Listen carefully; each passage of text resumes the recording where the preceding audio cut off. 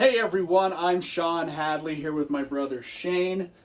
We are going to bring you the first ever Hadley's Hope movie reviews.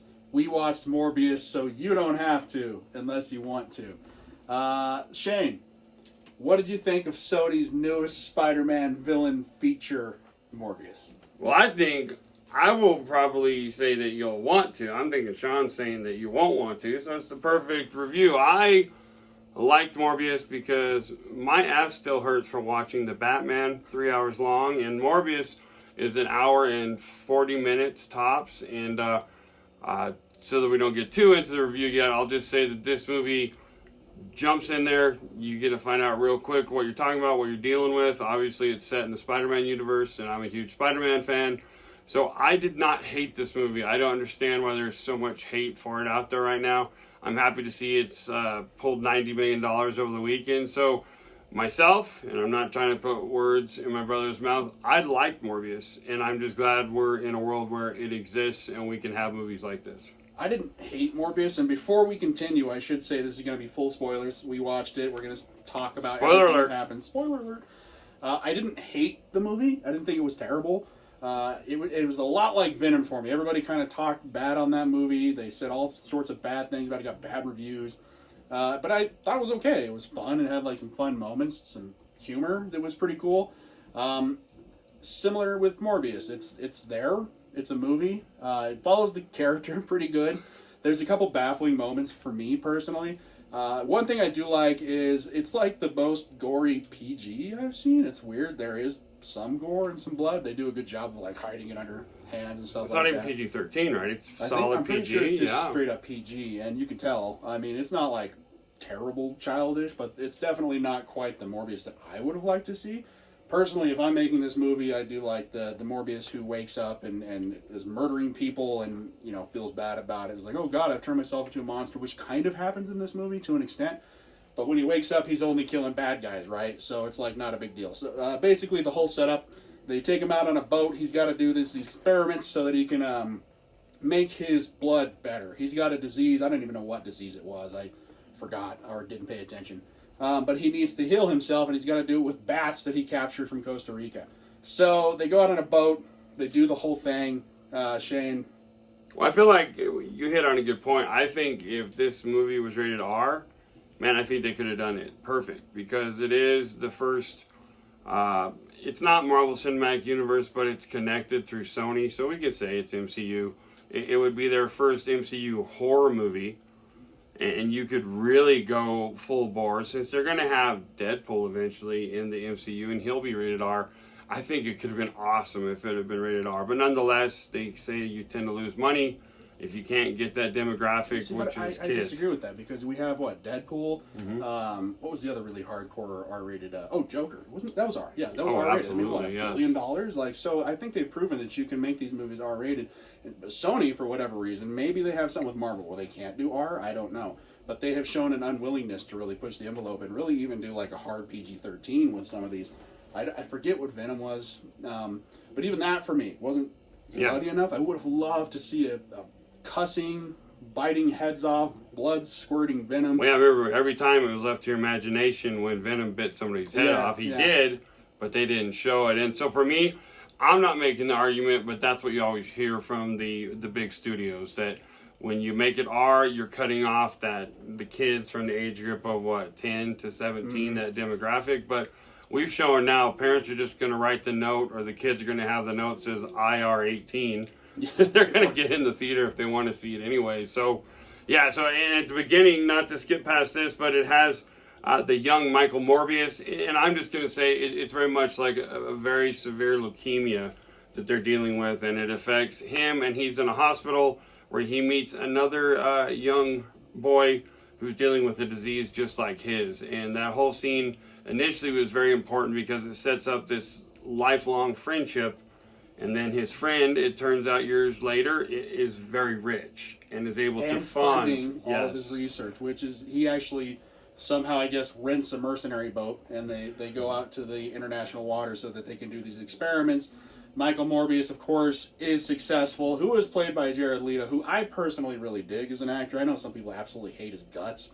But I think he's cool. He's in this series right now called We Crashed. It's about the WeWork thing that happened, and he's really good in that. I dig him. I think he's a good actor, and he does a good job in this. It's just what he was given to work with. And another thing that I think maybe happened to this movie is there was so much in the trailer that you don't see it all in the movie. So it feels like this movie really, really got chopped up into pieces and everything. But anyway, moving on with the story. The friend, of course, funds it. They go out there. They do all this stuff successfully. He becomes Morbius. He kills a bunch of mercenaries. But they were all bad guys. So it's fine. No big deal. They get back, and he has, during the course of this movie, we also have learned that he has developed an artificial blood. It's like blue milk in a bag. And so he's able to basically subsist himself on the blue milk. He can drink the artificial blood and not have to drink human blood to continue on as basically Morbius, the undead vampire, because he's not dead. Cue the whole confrontation between his childhood friend and Morbius, because Morbius says, "Man, I'm a monster now, like I can't do this to you." And his friend, though, is dying. And Shane, I'll tell you what, if I'm dying and I've had a miserable life, I'm probably going to steal this vial too. And I'm going to try it because I paid a lot of money, and my buddy Michael Morbius is trying to screw me here, regardless of the morals behind it, all right? But, this is one of those stories, right? We've seen it before. But have we seen it with Michael Morbius? Not yet. Until we watch this movie. And Leto brings, whether you like him or hate him, he brings immediate legitimacy to the role of Michael Morbius. I mean, this is a guy who's won huge awards as an actor. He's not somebody like, who is this? This is a shoot. He's played the Joker. He's been in movies that have been incredibly big moneymakers, ones that have won awards. Yeah, I mean, he's a big-time actor. I do not hate him. He's a method actor, and we talked earlier that he became so into the character that was dying that he was on crutches, and he would walk on the crutches, and then he would go in the wheelchair just to become the character. He was delaying production so badly by being Michael Morbius and walking around on crutches everywhere that they said, "All right, if you're going to do this, how about you have a wheelchair?" And he agreed to the wheelchair. So they wheeled him around real quick all over whenever he had to go to the bathroom or go eat, so that they didn't have to stand around and wait for Leto to crutch up to set. Oh, no. That's okay. I can just cut that part out. Okay, so now, moving forward, you've got Jared Leto, a great actor, and then you have one of the actors who has played a Doctor Who. Yes, which I've never watched before in my life, so that means nothing to me. But to a lot of people, that meant something, and he did a good job. Again, I forgot his name in the movie. I'll take notes next time we do this. Because it's just, it's a forgettable character, Sony has done this thing with their villain movies here, where we have Venom versus, essentially the mirror image of Venom, which would have been Riot, I believe, in that first movie. And then we had Venom versus a different mirror image of Venom, which is Carnage. Now, with Morbius, we have Morbius versus the mirror image of him. I don't think he ever really gets, a cool vampire name. He's just Milo. So, I remembered it. It's Milo. Ha! Milo the vampire. Milo the vampire. Milo Pyre. That's no. You remember Milo isn't even his real name when Morbius meets him. He names him Milo because that's what he named all the kids who had a bed next to him, because they all end up dead. Yes. And so, because it's an hour and 40 minutes, we're already halfway through the movie and talking about it here. There's a whole bunch of scenes with a couple of police officers that I thought were really good. They were cool police officers. It's Tyrese Gibson, right, from Fast and the Furious. Yep. The other guy, I forget his name. He's in a couple things that I've seen before. They had some good chemistry on screen. They were funny. They had some funny moments. They weren't on screen enough. Their investigation didn't really matter to the movie, aside from a short part where Morbius is arrested. What gets him arrested there? Well, remember, they are made aware that Michael Morbius was on the boat because there's an origami bat. Yes, so he makes an origami bat. They find it on the boat when it drifts to shore, and he is captured and arrested. And basically, the weird thing I thought about this one, and kind of cool too, because he kind of opens things up a little bit more, it made it seem like most of the people who interacted with him are pretty well aware that he is like a living vampire.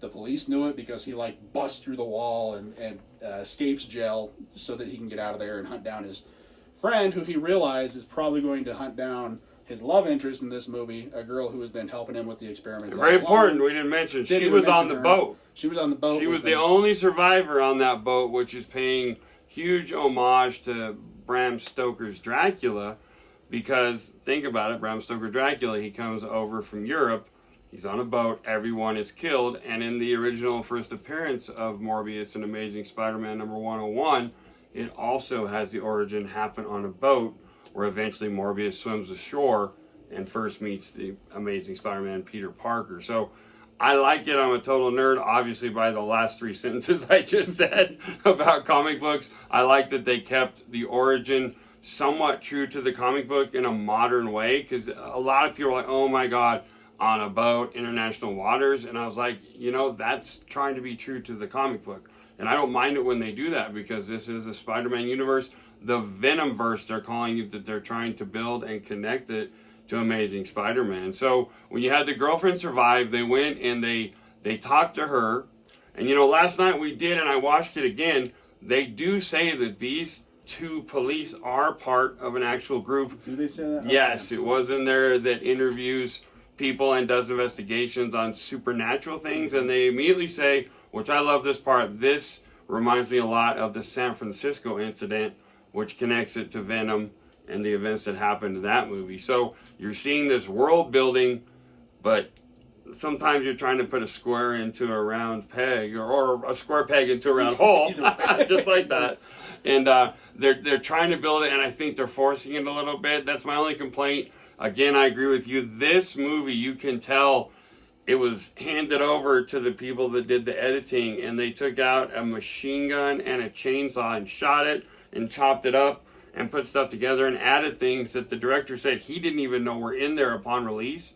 Doesn't destroy the movie for me, but that's becoming so common in Hollywood, where they hand over their baby, and then when they go see the baby, they don't recognize it. All of the multiversal stuff you saw in the trailers, the poster of Spider-Man, Michael Keaton stepping out and being like, hey, Dr. Michael Morbius, none of that is in the movie. It's like Sony let Marvel watch it, and Marvel was like, this doesn't make sense, guys. Like, this is supposed to be like in Venom's universe, but you have Spider-Man on a poster and Michael Keaton's here. Like, what's going on? So I feel like somebody at some point, like, informed them that they couldn't do those things, or the director also said, I have no idea where those came from.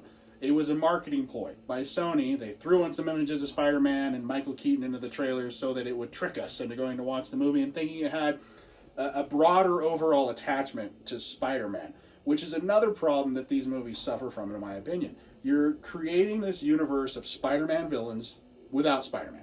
It's like having a Penguin movie without Batman. It would just be weird, and that's kind of what's happening here. We have villains with anti-villains, and, you know, Morbius necessarily isn't like, or never was even in the comics, a villain. He's more of like, I guess along the lines of like the Lizard, right? He's like a victim of circumstance. He's a victim of science. He just was trying to make himself better. He's trying to make himself healthy so that he could be a normal person, and unfortunately succumbs to the power of science in a way that turns him into a monster. Yeah, I think it's really important that people realize with this character that deep down in his heart, Morbius is a person who cares about humanity and cares about people. He was trying to get this cure because in his institute, which, there we go again, he has an institute which is funded, and we talked about that, by his best friend, Milo, where he's trying to help especially young people. There's a young person in his institute that's in the hospital bed. He's trying to save people. He's trying to help people. So the biggest key is, again, if you're someone who has suffered your whole life and you were given the gift, one side calls it a gift, the other side calls it the curse. Would you embrace it? Would you become that villain and you would go out because he says he feels better than he's ever felt in his life, feels amazing, and so does his friend when he takes it. Would you be that person? And hey, and another important plot point that I need to throw in here that makes hit like him be like, this is a curse, I'm a monster. The artificial blood that he has been using loses its effectiveness. So it starts out like he can drink it once every 6 hours, and then he has to drink it like every 5 hours, and every 4 hours. So eventually it's going to get to a point where he has no choice but to consume human blood. So it's not like he's telling his buddy, like, all this blue milk is for me. It was more that he knew that eventually they were going to have to turn to the dark side. Well, and his buddy's like, screw this blue milk. Care, yeah. I'm loving life. I've been in pain my whole life.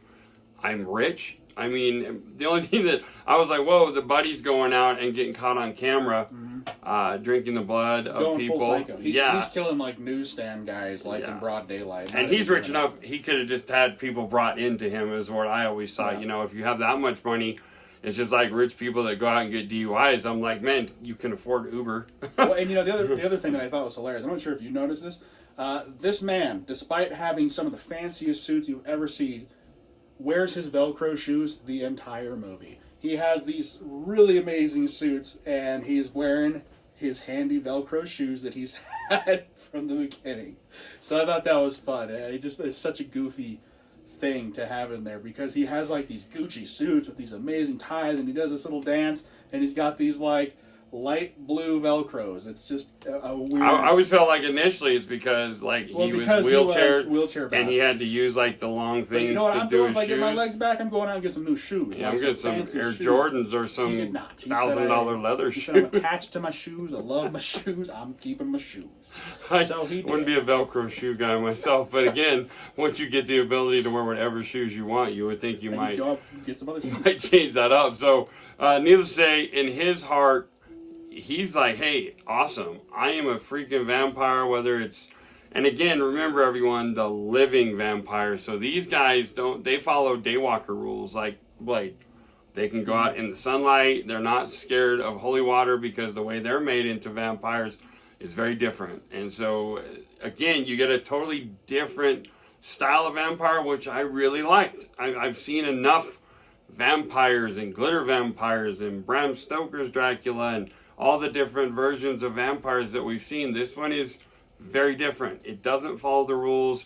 I mean, it still has the stake through a heart, but it doesn't have the sunlight.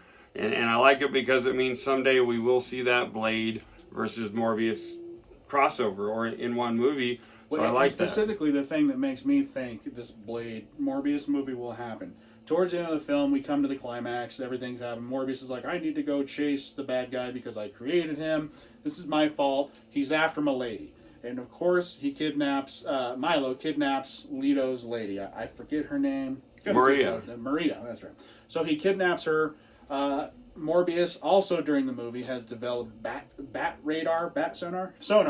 And so he's sitting up doing his really cool, Marvel's Batman gargoyle crouch, and he's listening with his sonar, and he can hear her, and he pinpoints her. And I should mention too that I did really enjoy the look of the vampire Morbius. He's cool. He looks a lot like the comic, especially towards the end when he has his cool. He throws on like this purple lined. Yeah, instead of the red for the comic book, it's the exact outfit from the comic book. But again, the cartoon. It's the cartoon Morbius. Yes, it's purple inside. Yeah, it's very much just beautiful. The cartoon Morbius. Opens up. And you can't do the costumes so much anymore. Like, everybody's like, why are they not comic accurate? And very rarely will you get a Scarlet Witch where when they finally put her in the costume, it's perfect. Because, let's be honest, guys, a lot of these costumes were made in the 60s and the 70s, and they're just so cheesy. They're gaudy. They're really gaudy. Yeah. They're hard to do in live action. Morbius, I think... That was perfect. I liked it. It would be fun if you went back and get his actual tight black. Or just for a second. Again, you've had movies like even... Power Man, Luke Cage, for a minute, he had the dorkiest outfit, and he's like, up the cage, like, I'm not gonna wear this. Not gonna wear this, or Wolverine, any of those. and it's important too. I wish that Sony would not have pulled the trigger on putting Morbius's face in the trailer. Yeah. There's the old days, whether it was Jaws or any horror movie, you didn't show the villain, the antagonist, the hero. If it's something like that, you didn't show them. You made people want it. You show maybe a flash. But they show you in the trailers the face, and it would have been such a cool reveal because he's scary. This is one, if you take kids to, they're going to be scared of him. There is the one reveal of the Milo. You don't see him in the trailer. And I kind of knew he existed just because I had been reading the reviews and stuff before we went to watch it. But his vampire form, they don't show that in the trailer. And it's cool, too. It's not quite as pronounced as Morbius's. It's a little bit more, like, gaunt. He like, sucks in almost and has, like, crazy teeth. But also a cool design. Very CGI. I mean, the whole movie's, like, super CGI. But it's good CGI until we hit the climax. And so now Morbius has done his sonar. He finds his lady. He goes down there, and she is laying there, of course, dying, because that's the way these movies go. And she says, just make it worth it. And she offers up her neck. And despite the fact that throughout the entire movie, Morbius has refused to drink human blood, he's like, I'm going to go ahead and drink the lady I love's blood without even so much as checking to make sure she can survive this. Well, So wait, though, but first she bites his lip. Bites his lip. That's why, and the blood drips, and that causes him to turn feral vampire. He doesn't choose it. We have here the classic vampire transformation scene, which we don't figure out right off the bat. It kind of reveals it like at the end of the movie. So she bites his lip, blood drips into her mouth, he does the bite, she dies. And of course, at the end of the movie, she comes back, split-second scene where she has the red eyes, leading to, I'm assuming, I assume she's going to be the bad guy in the next movie. Shane thought she might have been the good guy, but then he watched some YouTube stuff and in the comic book, yeah, same thing happens. Maria gets turned actually by a different vampire, but same thing, and she is evil. And in the end of the movie, she had the bright red eyes, very evil. Important to point out the difference here between Morbius and this vampire that he created. Morbius is created by a medicine, an injection, and he is still alive. Now we have the first Marvel Universe actual undead vampire. So what are we going to get from this? We're going to get more vampires. And what are we going to get from more vampires? We're going to get a vampire hunter. And what are we going to get from a vampire hunter? We're going to get Blade. Hopefully we get some Ghost Rider back. We get Johnny Blaze.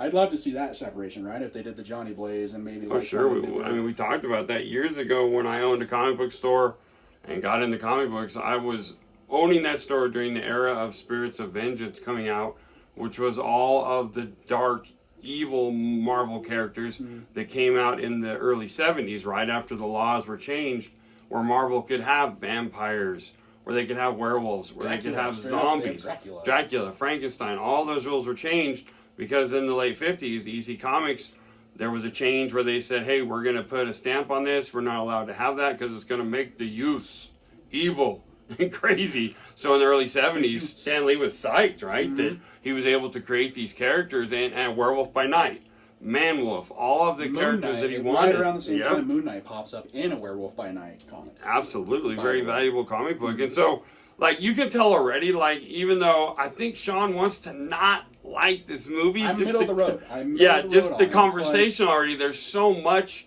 I liked it more and more as I thought about it, and then I watched some of my shows that showed the Easter eggs. I liked everything up until the last 10 minutes, and then we get this CGI slugfest where they're falling through buildings, and all you see are streaks of red and purple, and they're just punching each other. And then Morbius has this finishing move where he does Batman's year 1 or year 2, I forget the name. But he does the move where he calls in all of his bat buddies. And then he does bat foo. And he's shooting bat yukins at the guy. Literally. I'm not even kidding. He's like, oh, bat! And the bats are and so he bat deaths or bat, he pushes the guy down with bats. I don't even know what hold him down. He presses him, bat press. He gives him the bat press. And then he goes over.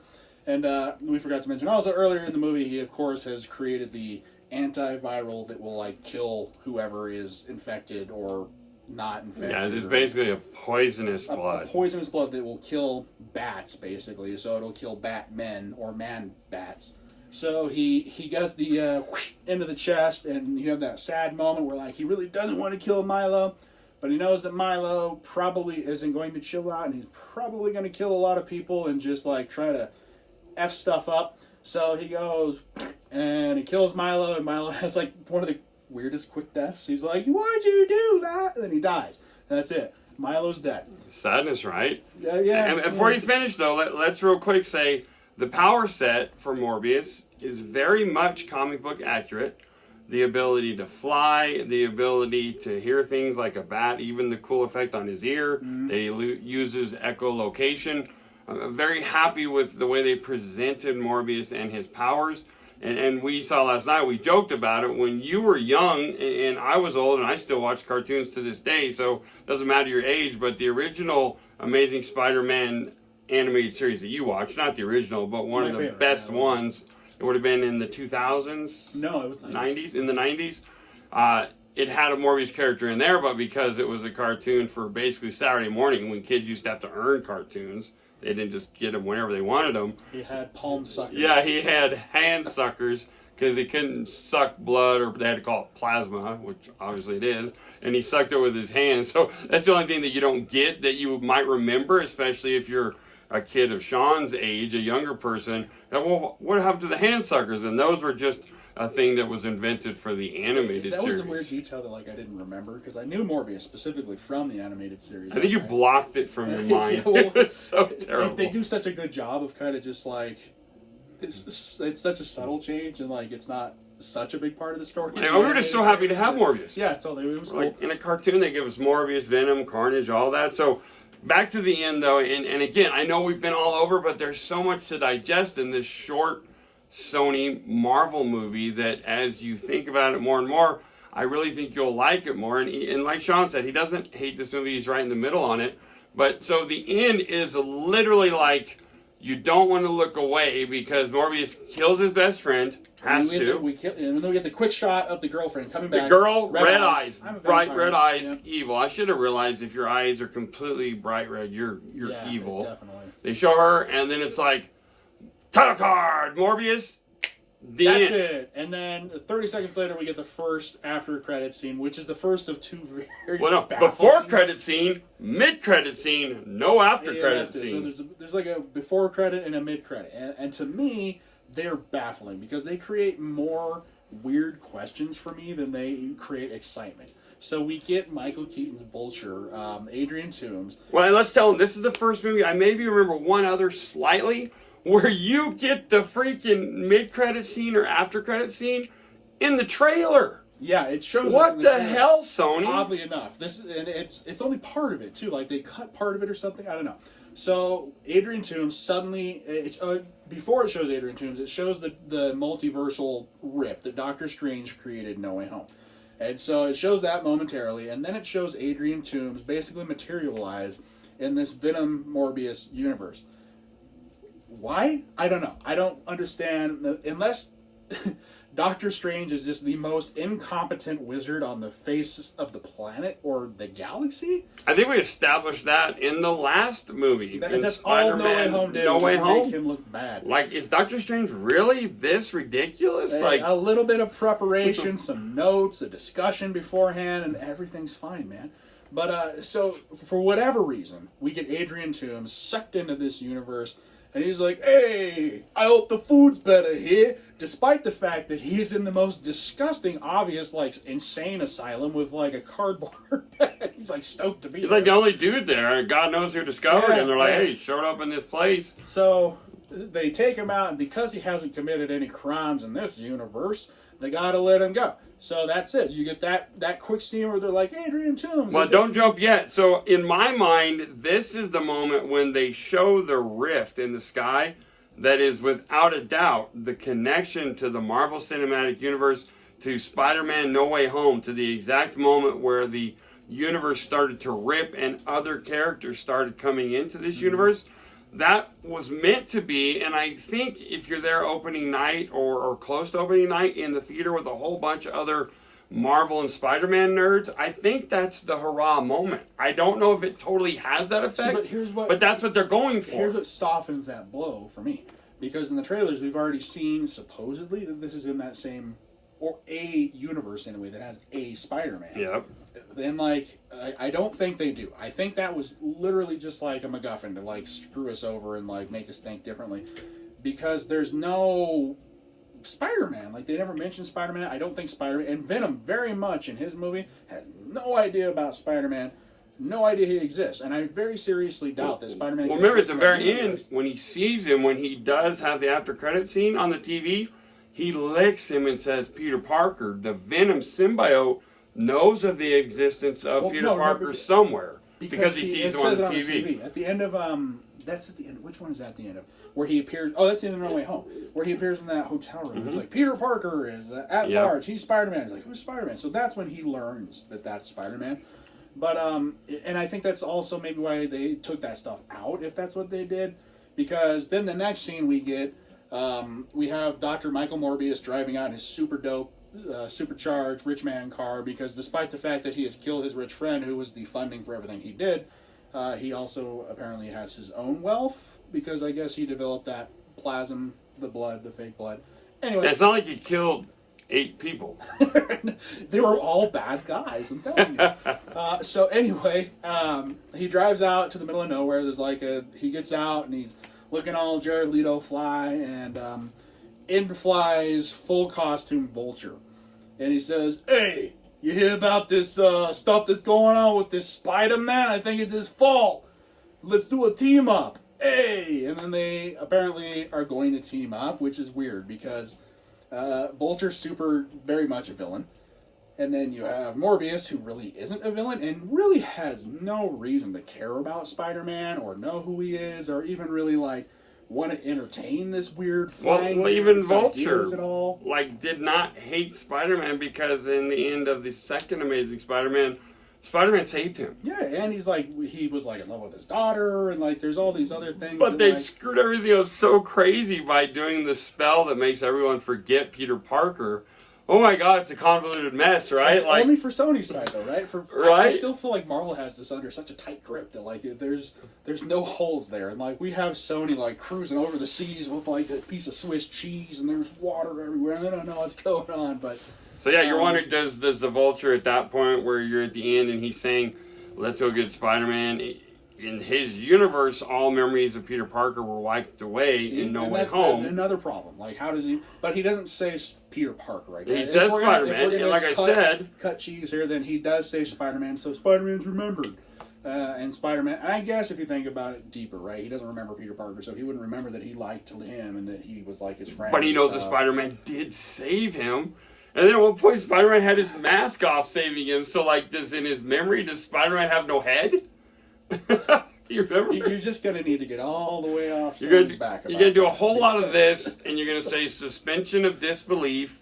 I love my comic book movies, but the deeper we get into this multi-universe stuff and Disney Plus specials, and now Moon Knight, which we'll talk about on our next Can you imagine show? Writing a Marvel show and the stress you'd be under? You'd be okay, I'm trying to write this, but I got to make sure that I don't mess up the Tony Stark storyline, and also Moon Knight's coming on over here at this same time. He should be in this area right now, so I can't have something. Yeah, the continuity. I'm sure it's crazy to keep up with, which is also kind of what I dig about what DC's doing right now. Whatever goes with DC, they're this isn't connected. We're just making cool movies right now. I think the last couple movies they've made were actually cool movies. So I'm glad to see these studios kind of step away a little bit from having to be these interconnected stories that all have something to do with each other. It worked for Marvel because they carefully did it for 15 years now? Yeah, crafted over an incredibly long amount of shows, where DC now is able to pull from Crisis on Infinite Earths and Flashpoint, where again they're saying, or we've said Elseworlds was a fantastic group of titles which were set in different universes. And like you're saying, they're doing a great job. You've got this Joker here. You've got this Joker here. You've got Batfleck here. You've got our with current no Batman. real intention to ever really. And they know that. And they're like, when you watch this, know that this is set in this universe or this universe, without even saying that. Marvel is still trying to pull all this together, but now they've given us the multiverse. And at the end of the show where you were at, to go right back to there, now they're trying to set up the Sinister Six, which at a the version end, of anyway. yeah, a version no of Sinister Six has ever existed with Morbius. Or Venom. Yeah. We weren't even thinking about that. Venom's going to be in the Sinister Six, probably like a leader. And the original Sinister Six last night, I know I'll miss one of these, but we were looking it up, and Doc Ock, Craven, Sandman, Vulture, the Scorpion, I believe, and then Shocker. I think we might have got it there, which that's good pulling that one out. And then there was Did you say Doc Ock? Yes, I said Doc Ock. We got the 6. That's the original one.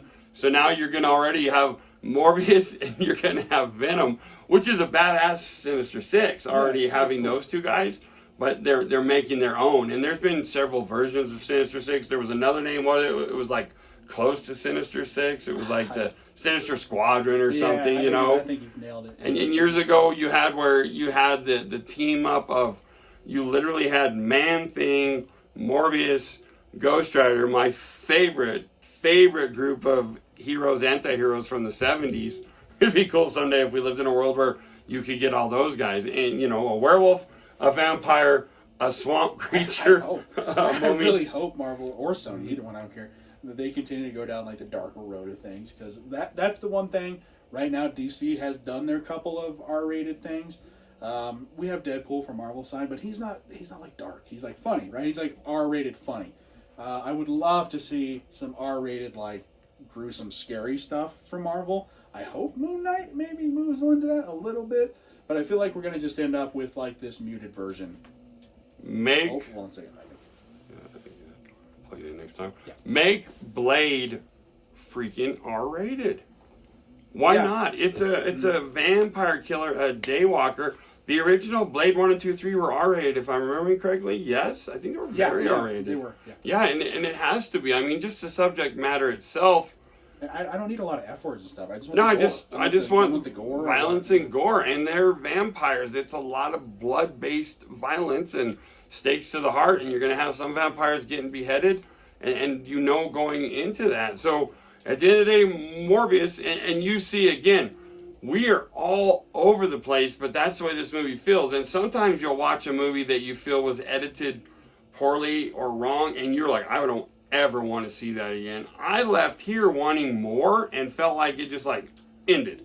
It was done, and it felt like a movie that some people will hate this, but it's a movie that was setting up something more, something else. 100%. Always a movie for a movie, right? And we're going to hope that we get the next one, because I did enjoy the characterization of Morbius.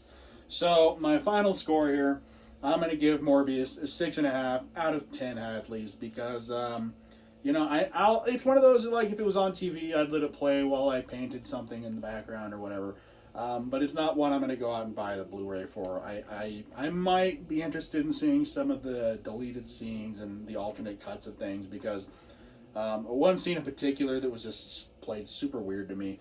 He's like, I'm Venom, when he's messing with these guys. They're like, who are you? I'm Venom. And like, that's it. And in the trailer, it already had showed that. But then he's like, no, I'm kidding. I'm Michael Morbius. But they went ahead and just cut out that Michael Morbius part.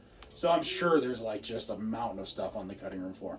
So that is my final score for the film. Shane, how many Hadleys do you give this movie? Well, for me to set it up, I look forward to getting the Blu-ray, because I hope that there's the uncut version of the movie, the director's cut, that includes all those things that got us into the theater, because I don't like feeling cheated or like they lied to us. And I look forward to seeing all of the outtakes, the special effects, the way it was done.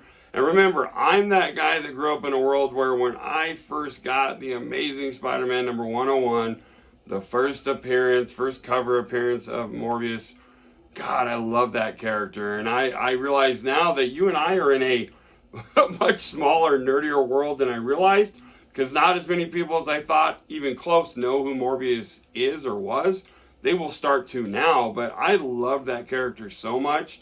I'm going to give it 7.5 just because of the promise that it holds and the fact that it ended and I felt like I wanted more, and I'm looking forward to seeing maybe not even a sequel, but this character going up against Spider-Man, because whether you say he's a villain, an anti-hero, every time that Spider-Man and Morbius met, Spider-Man said, at the end of the day, you have killed people without being the judge and jury. You just killed them even if they were bad, so you're a murderer. So I look forward to seeing this universe get bigger and have Morbius in it. And that $90 million opening weekend almost guarantees that we're going to get it. Heck, even if it would have failed miserably, there's too many other pieces that have already been built. This is part of a puzzle, right? So I look forward to seeing it, and I would suggest to everyone, go in.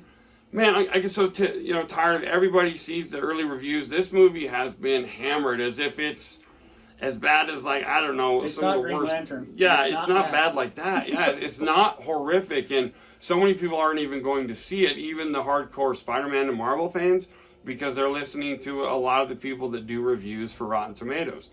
Go in with an open mind, and if you're a Marvel fan, or you're especially an Amazing Spider-Man fan, and you were a kid growing up in the late 70s and 80s reading the comic books, I think you'll like it. And it's just fun. This is mindless comic book movie. It follows a pattern with something different.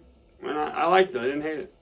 Right on. Well, I guess that's it from me. I got nothing else to say. Shane, you got anything else to say to the folks? Yeah, hopefully we'll continue to do this. And hey, I am positive, screwed up a whole bunch of facts and names and stuff in this movie, but we love doing it, and we have no problem if right down there you go in and you comment and say, hey, you screwed this up, or I liked this and you didn't. Let us know what we got wrong. There's so many things, like whether or not Venom knows of Spider-Man in his universe, the whole building of it, and like and subscribe. Thank you. Thank you, folks. Have a wonderful evening, day, night. Watch out for vampires.